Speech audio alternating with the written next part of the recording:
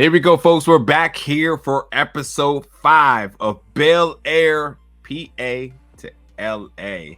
I think that says a lot about what we're about to talk about tonight. Nigeria alongside of Adversary, your usual host here, covering Bel-Air the entire season. Listen, folks, I'm tired of y'all who don't like the show coming in comments. Episode 4. How are you on the episode 4 commenting about you don't like it? I don't get it. By 3, you should have just tapped out. But here you are on our previous one. People still not liking it. And I don't think I don't think they're disliking the review. I mean, it's not that. But like, if you don't like the show, then if you don't like it, it's cool. It's cool. But we like it. We here. We're covering it. And for the folks that is digging it, we got y'all. We got y'all all season. But Adversary, how you doing tonight, brother? I'm good, brother. I'm good. Like I said, I had to make some last minute adjustments to make sure, we was set up so we could do the review. But no complaints. Just my first take on it as I watched it was like, I shouldn't have been surprised. I was surprised. I shouldn't have been, but I was. Dwayne Martin found a way to sneak in the jump. I should have known. Like, it's Will's show. That's Will's man. That shouldn't have been a surprise, but it caught me completely off guard. Like, oh yeah? Then they took it a step further and gave you one sneak. Then they snuck my man Michael Ealy in the show. So I'm like, that's what we're doing now? Okay. Yeah, man.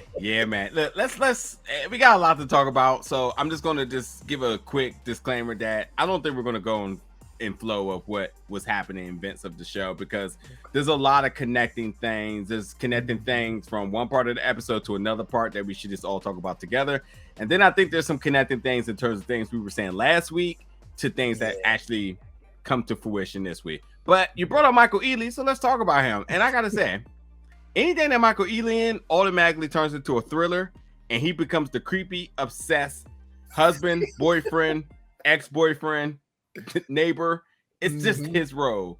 And I think he's a tremendous actor, but at this point in his career, I think he definitely is along the lines of being typecast, where it's just like, hey, we need this creepy, handsome man to like throw a twist into things. But as much as I said that, I gotta be honest, this is a very interesting part of the arc of this season, because I'm Viv, who I got so much to talk about tonight. The one thing we've been focusing on is that she's trying to get back her creative juices, and she's having this whole thing with Hillary that she's trying to balance out. She feels like she's on the good side of Will, and then Uncle Phil kind of played her a little bit, and I think he loves her, but I think he's very dismissive about her hobbies and her talents because he's so focused on his campaign.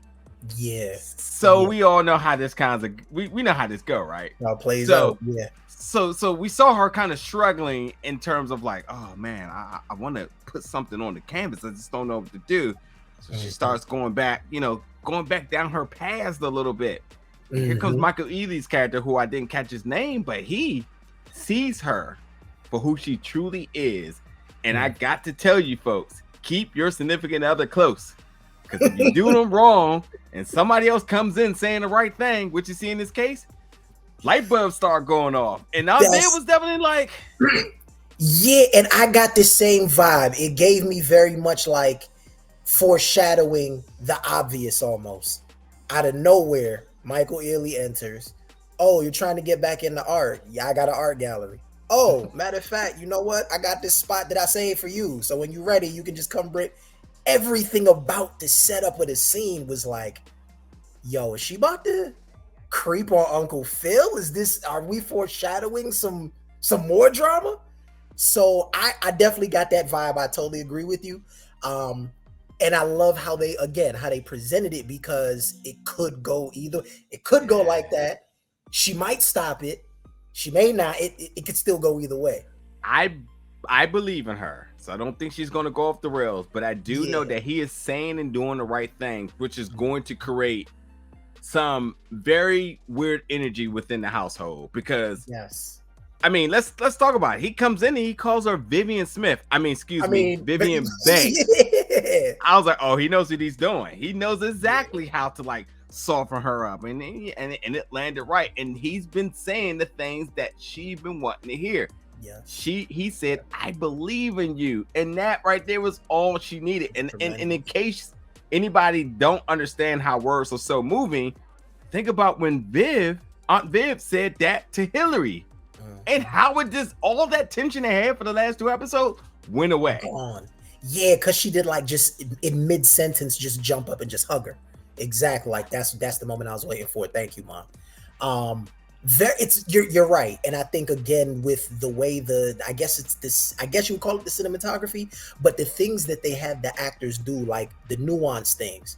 When Aunt Viv is in the museum or in the gallery, and she's having that back and forth with Michael Ealy, you can see her facial expressions. He says something, it moves her. He says something else. It's kind of like she's like, yo, I shouldn't be thinking this, but I'm still thinking this. And my mind is kind of wandering. You can see almost the internal struggle on her face as he's making these comments. So like I said, it definitely sets up the foreshadowing of some kind of major twist or plot or something in the plot that you didn't see coming. You know, or maybe you saw it, you absolutely saw it coming, you know. Yeah, I mean, we've always known Aunt Viv to be so righteous and just being the centerfold of the house, which we still do see, but we're seeing more about the things she sacrificed in order to keep the family as a whole. And and it's not to say that there was discrepancy within the family, but you always got that main centerpiece that keeps the family functional. And a lot of times people like to attest that to their grandma.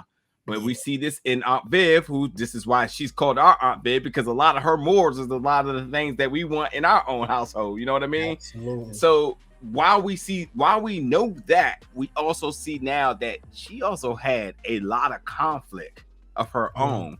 And this is being one, the thing she sacrificed, the thing she wants to get back to. And even when she painted her canvas, she looked back at it, and I think she was mind blown at how good she is. I can still do this. I can still do this. Yeah, absolutely. Which is a big thing. That's a big thing for her. So I'm interested to see in how it unfolds now that they took it there. I want to see how it unfolds. Yeah. And then she got the thing with Hillary, but that kind of resolved. And I thought it was really poetic. That last episode ended with them two, and so did this one, and we got the solution. So it just tells you that how important she is to the catalyst of that family functioning, no matter what it is. She is. It always comes back to her. Always. Yeah. And the other big theme that was constant throughout the episode for me was the assumption from all the other characters that Will was just gonna up and leave and go back to Philly. That was highlighted so well throughout the episode with the different conversations. Will's character seeking approval almost from Hillary, like, yo, should I go? What do you think? The back and forth with Trey, like, oh my gosh, I don't. Well, I'm gonna wait till you jump into the Trey aspect too. I don't want to go too far with it. Yeah, look, I'm gonna throw this to the audience real quick. Like, the simple question right now, before we get into the detail, is: do you think Will should remain in LA or should he return home to Philly? That's the first question, and I mean strictly focus on Bel-Air. Now, the second question is: considering that we know the Fresh Prince of Bel-Air, do you feel guilty that he stayed in LA? Considering what we know about what he left at home in Philly. It's right, and that's the I guess that duality of the sitcom versus the drama, because it's like you almost like you got it, like looking at it like that or breaking it down that way opens so many other what ifs. You know what I mean? I look at it like, okay, from the sitcom standpoint of view, he essentially remained in LA throughout the whole entirety of the series. But I guess that was the idea the whole time, was he came out from Philly. They never really dived into why he left, just that it was, a situation, but it was never revisited. And it was just like we watched his life unfold in LA. In this one now, we do get the backstory of what happened. That kind of gets handled. And then now the question becomes, okay, the problem you left for is no longer a problem. Come back. And you Yeah. see all of the conflict within Will because it's like, yo, I'm just starting to get settled. I'm just starting to find my groove. I think even Aunt Viv had a line just like that, like, yo, he's starting to find his rhythm. But mom wants him back. And then the whole thing when Trey comes out, which should have been a positive or joyous reuniting, actually was drama filled and created some other problems on the back end that we didn't see coming. Yeah, man. I mean, there's a lot to really input into this, so let's just jump into it. You Mm-hmm. know, when Trey arrives, they roll up in the Lexus truck, they roll up to the mansion, they got the whole views and things are real. But when you really look down to it from Trey's standpoint, it's like, are you living this bougie life or are you ready to be back in the streets? You know, Right, and that's sort of the whole idea of what Philly is against LA. right.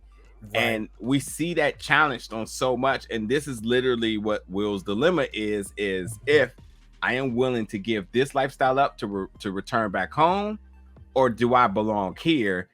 And it's a difficult question. I couldn't even imagine being in that situation because let's think of all the things. Let's weigh the pros and I ain't gonna say the pros and cons. Let's weigh what's in LA versus what's in Philly. So Philly, he got his A1 day one Trey back there. His mom is back there. He still has plenty of scouting opportunities. So like it can't be money because at some point, sir, you're going to make it to the league. You know, you're good. Absolutely. You know, your Absolutely. talent goes wherever you go. But Right. that's your fam and your lifestyle there. But Mhm. if you stay in LA, you have your extended family, you have this new lifestyle, you have this new vibe. Yep. You do have a basketball team. Yep. You know, it's the quality of life is different. You know, do we bring up that he may still, you know, at some point have, you know, think of Lisa could be a convincing factor in this as well too. I True. mean, True. Uncle Phil could be still slightly using him in the campaign tactic that we don't really know about On the yet. back, yeah. True. There's things there, but then like when you think about the cons, it's just like, well, how much do you click with Carlton? How much is that going to be a problem? And not just Carlton, but the company he keeps, because you know that's really still relevant. The law enforcement dynamic. Do you feel more safe in which place? I mean, Aunt Viv is cool, but do you create tension with your mom by staying here when? Yeah, no, it's very real, and I think it's a great it casts the character Will again in a great light because it's like here you have his introduction in the first 3 episodes where it's like, okay, he's there, he's trying to fit in, he's not really fitting in, he can't wait to go back home. Another 2 episodes in now, you see the growth, you see the progression, you see the glue that starts to stick as Will finds his way. He even gets to the point where him and Carlton are not head on beefing. So it's like, do I stay true to myself? Yep. Realize what I'm feeling internally now and understand that this opportunity could lead to a whole bunch of other stuff? Or do I keep it real? Do I sacrifice what I have here for the homies, go back to Philly, resurrect the team, and then go that route? Because even in the dialogue with Aunt Viv and Will's mom, she tells him like, yo, this extends far beyond sports. He has the opportunity to get into politics, business. He had, I mean, it's more than just him balling. He can still hoop and get shine there, but he has the internship. I think that's what it was, an internship. Yeah. With the frat or with the fraternity or whatever. So it's like you have these doors, these opportunities. So now it's the scale. And you could see the uncertainty in his face, like with him and Trey going back and forth. Because I got the vibe, like as I was watching it, I felt as if Trey was almost trying to make him feel bad about having opportunity. And so now it begs the question, if you're truly my day one, if you're truly my man, and you see an opportunity for me to better my life, why would you then look down or look at that as negative? And you even heard Trey in the dialogue where he's like, oh, so I'm just supposed to wait? Oh, you the chosen one? So it was like a lot of salt in his talk, but that's supposed to be his man. Listen, I agree. You're not wrong at all, except you really took the very nice way of going about that. Under no circumstance do you not classify what Trey is doing is nothing other than hating. Hated. It is literally hating at his core principle. I got it written in my notes like 4 times, like Trey is a hater. And that is such a real instance in life. Yes. Like, that's my man. That's family. But they're salty about me moving forward, or they feel threatened because they feel like now they're not going to be included in the blessings that are to come. And even Trey's attitude around the house, the way he divulged that information to Carlton, like on a whim. Oh yeah, your dad pulled them strings and da-da-da-da. Yeah, listen. And Carlton just said, yo, and then the conversation between Carlton and Uncle Phil. Did you see the angles that they chose? Did you notice that? The angle, that frontal camera shot of Carlton sitting in the chair, like on some king stuff, like he was sitting upright. I think he might have had his leg folded and arms on, and both arms on the rest. That angle and the way he was sitting, I think they did that absolutely on purpose. The way it casted his character in that moment. You know what I mean? I felt like they did that on purpose. It was supposed to be that way. They did that on purpose. I felt. Listen, people don't know, but I know you're a lyricist, right? And what's that line that Jay-Z said about crabs in a barrel? Because that's essentially what's happening right now with Trey. You entertain these type of people, then you end up being complacent with saying, I'm not leaving Philly. Exactly. And I hate to even bring this up because this is like this is the realistic severity of this whole mentality. Meek Mill's one of the biggest names out of Philly. He left Philly, but some of his folks didn't.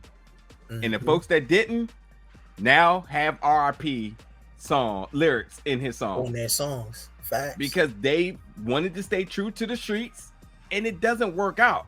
And it's not to say just because you leave, you're in a better place, because Pop Smoke was killed in his house in LA. Yeah. But it's, to me, the idea of staying complacent is a dangerous tactic, no matter what. You always got to be thinking more, bigger, and diverse, safer, whatever it may be. And I think that Trey is literally the epitome of the crabs in a barrel, and the people that want to hold you down. The moment you're trying to get up, they're pulling you back, and it's bad, and it's your A1 day one. So like, it hurt me.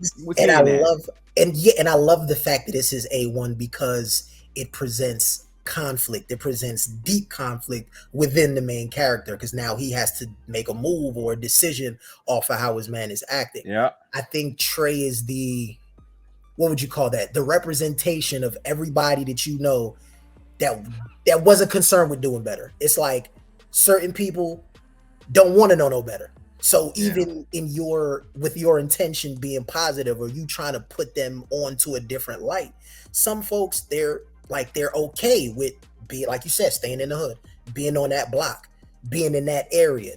That's what they know. That's all they. Even the line that they exchanged toward the end when Trey's leaving to go back to the airport, Will tells him, "Yo, bro, I'm not like you carrying it like I changed. I just realized there's more to life than Philly."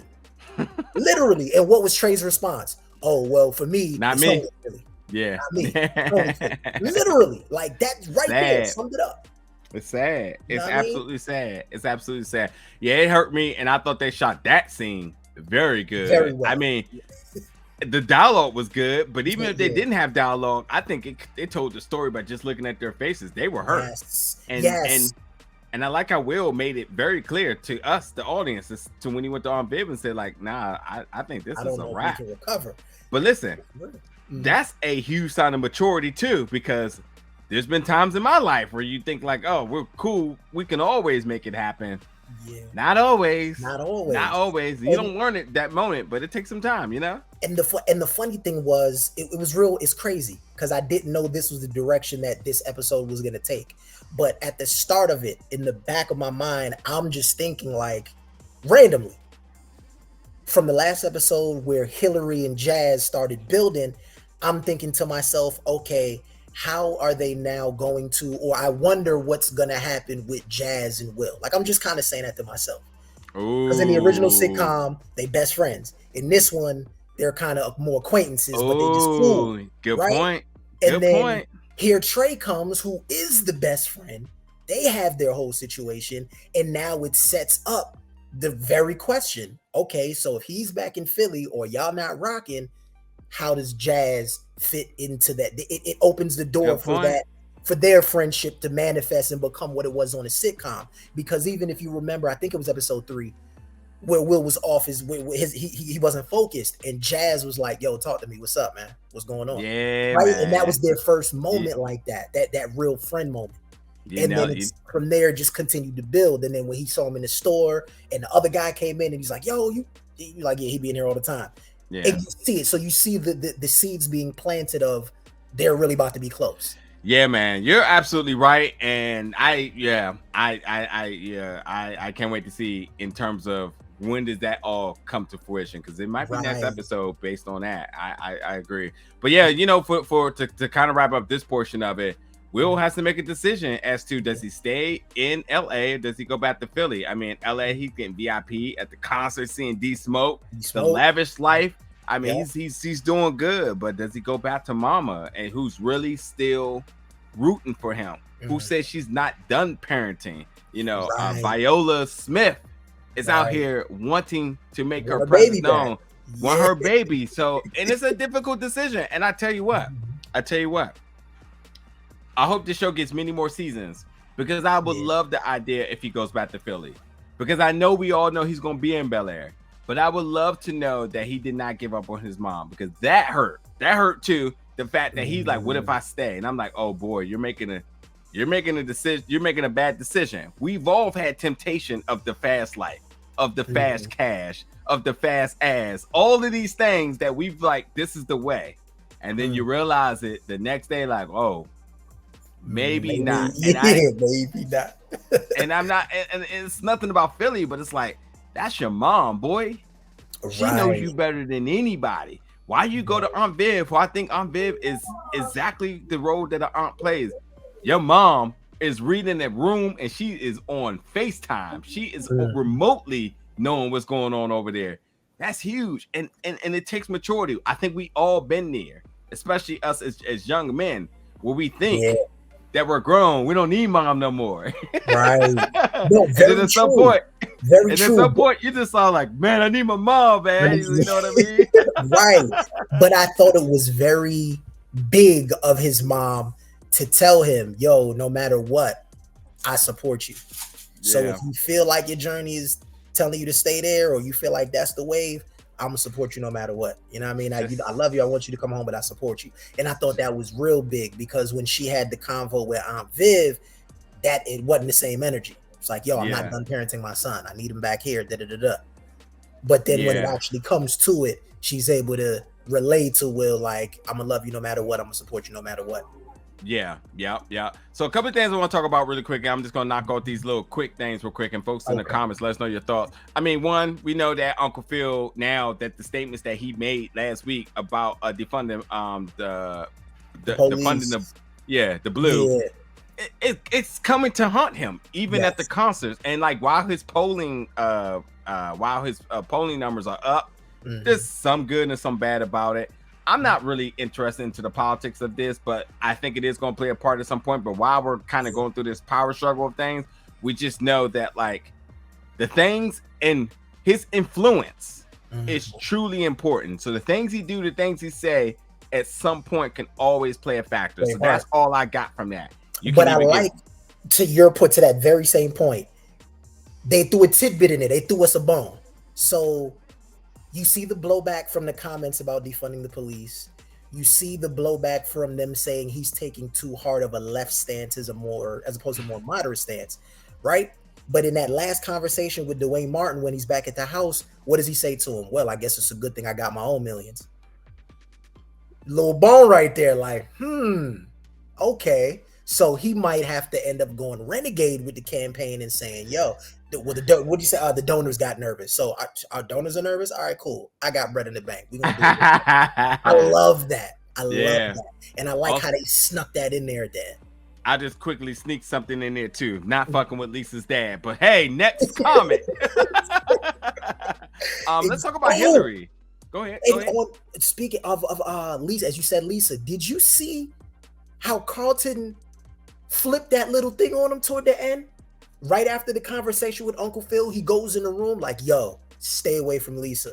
Then right after that, the next day, oh yeah, me and Lisa, she coming over, we're doing it. And he's purposely like trying to rub it in his face. I peep game.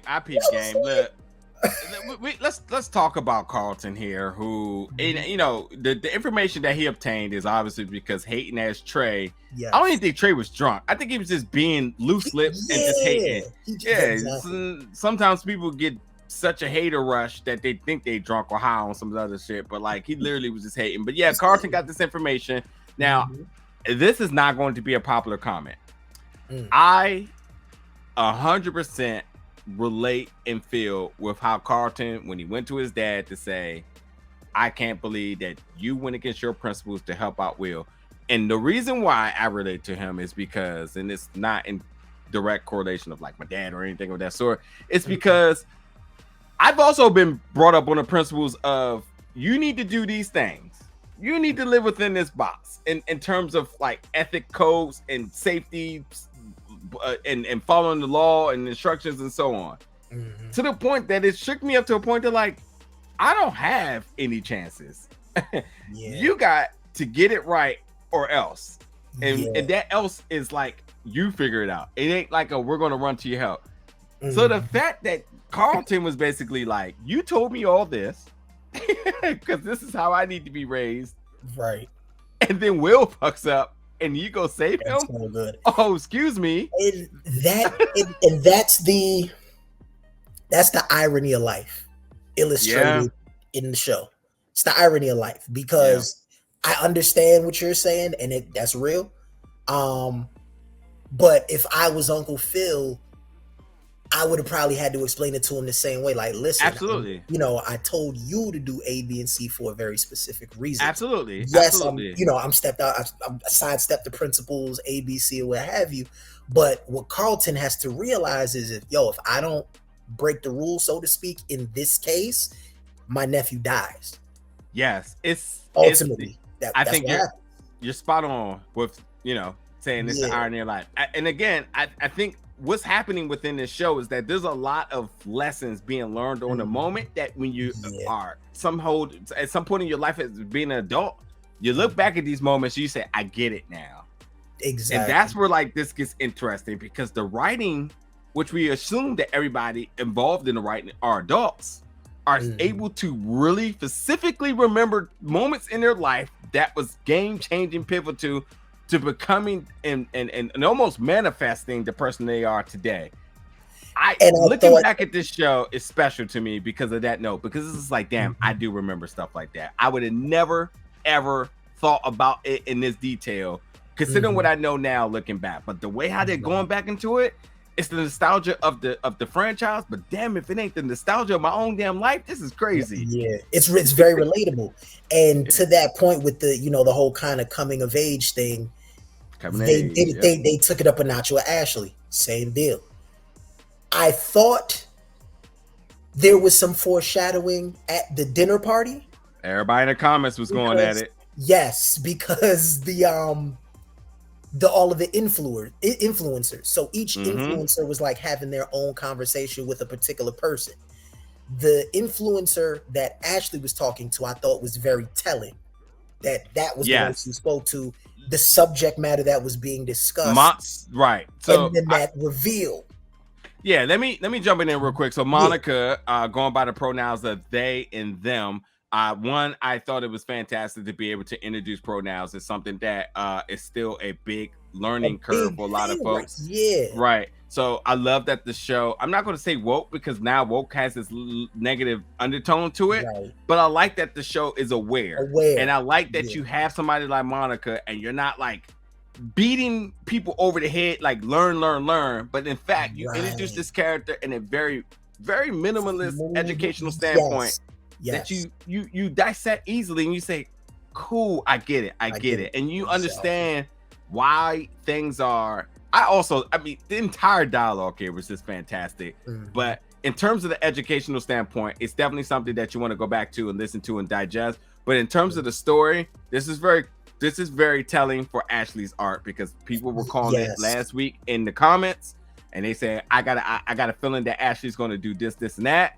But here this week, we got Ashley at the age of 12, wanting to educate herself. And I thought that was telling, because she isn't just saying, I'm 12 and I know what I want to do. She said, I'm 12 and I'm still trying to understand. Figure it out. Right. I'm trying to figure it out. And I'm trying to relate with you. Hillary's also turned into like little Aunt Viv, because everyone's consoling her. But she's like, I'm trying to figure it out before I go tell my parents. Yeah, that's cool. That's cool. Exactly. But hey, I gotta tell you, Hillary did kind of say, if you need to hit me at any time, do so. But I gotta tell you, that's going to be a big factor into where Hillary's. Maybe I say, maybe I go. Yes, the dynamic of the character. I thought that was such a huge reveal, because I guess it was the episode before where she snuck off to the friend's house. I got the vibe. I thought it was another little boy. I assumed it was another little boy. So I said, oh, okay, it's a little, okay, she got a crush on him, whatever, what have you. The fact that not only the reveal, but the fact that Hillary wasn't surprised. She goes, well, I'm surprised that you like somebody, somebody like I, but the fact that it's, another little bit, that doesn't surprise me though. So it's like Hillary's character already almost understood that's the direction Ashley was going in. Yeah, mean? She's supportive of her, and that's what a big sister should do. And I liked how the show humanizes this. It's not like a big oh my god, you don't know, like, oh, it's over, and I can't believe Yeah, I'm just I hate the marginalization of things, and I hate it for all things: sexuality, nationality, equality. I hate it when it's displayed on a plateau, a sense of like, here is the big bright lights. Go perform. It's like, no, it's okay for a person of whatever these qualifications may be to do whatever they want to do. It's just, it's very human. It's human, exactly. So I like that a lot. So let me see, what else do we got? I mean, I guess we could talk a little bit more about Hillary. I mean, the whole goal in this party was she wanted to throw a party for all her influencers. So she throws this really dope party that I was like, yeah, I'll pull up. Everything was dope about it. Everything looked official. I like this. She had the hidden camera. She had all the people. She threw out a whole prep email so everybody know who was what. I mean, she's A1 with it. She's thorough. And as Uncle Phil says, like, hey, tonight's the night where you impress your mom. And she did. She succeeded in all fashion. She shows that she's totally capable of not only being influencers, but she can cater, she goes to party, she does it all. So she does it all, Hillary got it made. She's set, she's ready to go. And I love and this goes back to what we were saying in the beginning. Hillary's character, I think, is so jam-packed with the elements that it needs to be. Yeah. Because like I say, there are elements about the character that remind you of the sitcom Hillary, but then they gave her so much extra that makes her an entirely different character. She has the depth, she has the intelligence, she has the ability. And I guess, truth be told, that was kind of displayed to a degree in the original sitcom with Hillary once she got to the weather woman status and was doing her thing. So it was like, she has the capability, but she just had that ditzy kind of energy about her as well. Yeah, very confident now. That's all gone, exactly. And it's just like, I'm gonna keep delivering, I'm gonna keep knocking it out, I'm gonna keep surpassing your expectations. I thought it was hilarious how they tried to flip the prank on her though, when the dinner plate thing kept jumping and they took it off and it was the I thought that was dudes wild. I was laughing those dudes are wild, man. I like that. That was a good comedic break for everything. I don't think the tone was ever getting too deep, but it was definitely very funny, and I thought it was played very well. I bust out laughing when I heard that. I didn't expect it, and I was like, oh, that's what okay. But listen. At this point now, Hillary's ready to level up, and we all said all these very good things about where she's at now, but she got you know, she got the nod from Uncle Phil. She got the nod from Aunt Viv. She's Mm-hmm. ready to go. So I'm curious now because this ain't a season finale. Where does Right. this go wrong? And again, where does Jazzy Jeff get in this? Because you know, there's something to be Exactly. made there. And that's not that I'm saying I'm praying for her downfall, but like we need more story for her because now she got it all figured out, and that's what makes Beyond this is very intriguing. It's like, well, what next? Does the influencer house not work out the way she thinks it's going to work? As it brings her back because she Right. needs to be there for her sister. It's a lot to be made here. But look, on that note, like there's a lot of like, do I stay? Do I go? Hillary wants to go, but she's telling Will to stay. Will doesn't know if he wants to stay or go, Or go. and that's a whole tug of war thing Aunt too. So Viv it's a is lot. on the fence about staying or going. So yeah, you're right. You're right. It does, that dynamic is presented with a lot of the characters. And where is my man Agent G? What's he been doing this episode? Yeah, you're right. You're right. He probably making sure the loose ends is tied. Ain't no blowback from the, you know, he probably handling business on the low. Oh my goodness. Oh my goodness. Last thing I'm gonna say, I mean, you did bring it up, but Carlton, man, I gotta tell you that like Carlton now having this ammunition, it's just gonna lead him back down the path of just like, I mean, right now I think he was the most hated person. I mean, outside of again, he definitely the most hated person I want, but Lisa's dad is definitely like number one, but then Carlton gotta be number two in the ranks of like people most disliked characters. But I think now that he has his ammunition, that he's going to basically shade his dad, which we've seen him do, and then he's gonna hold it against Will to whatever stance he can to try to get back with his girl who's not feeling him. And he tried to sell her all the dreams and she wasn't going for it. Things about to get reality now. Like it's about to, I don't know, man. And some of that was displayed in this episode because he thought he had it figured out. Like, all right, I'll keep Will away from her. I'll have her to myself. We'll talk. And it'll just be sweet. And he tried to move into that kiss, and she was, no. Yeah. You know what I mean? So and he had the case. I'm sorry. I just thought. And it shows that same struggle that he had the last couple episodes of trying to get over that hump or trying to break down that barrier that been placed there from their prior experience. That's right. I even thought it was interesting how Will went along with what Carlton said when he told him to stay away. When him and Trey was walking, he goes, "Oh, hey, yeah," didn't even really address her. She noticed it and thought it was strange, but then she's like, "Yo, what's with him?" And Carlton was just like, you know, whatever, don't worry about it. So I agree with you. I would say Carlton's got to be one of the top two most hated characters. Like I was saying before, I thought that his character is very dark. It's a lot of dark undertones to the character. Yeah. And I think that he's setting himself on a path of self-destruction. I don't know how they're gonna weave it in or tie it back in, but he's going to self-implode by going on this path. They kind of foreshadowed it in the earlier episodes, and he veered off. He kind of slowed down and pumped the brakes. But now he's back on full speed, and he's going to crash into a wall. I'm here for every minute of it. Carlton might be my favorite character, really. Even though I know he's the most, you know, everybody hates him. But he might be my favorite, bro. I like a good heel because it's always intriguing where they go. I'm not gonna say Carlton's mine, but I'm right now. I think we're at this point now. Hillary is probably amongst my ranks because I am completely clueless where they go beyond. Where they gonna go? I mean, what do? You told her story in 5 episodes, and there's more to come. So where do we go next? Is the question, you know? So, Facts. But overall, I'm loving the show. I hope you all are loving the show. I hope so. Yeah, it's very, and like I told you, you and I spoke. It was the same thing. Like I always use the example of Power. The kind of show that it is, typically I don't dive into those kind of shows. Yeah. The writing and everything about it to me was so amazing, and the presentation was so amazing. It grabbed me early, and once it did, it never let go.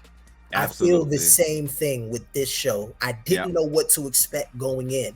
The first 3 episodes grabbed me. I'm here for the ride now, bro. It's like I have to know what happens every episode in detail. I'm here for it. I gotta know.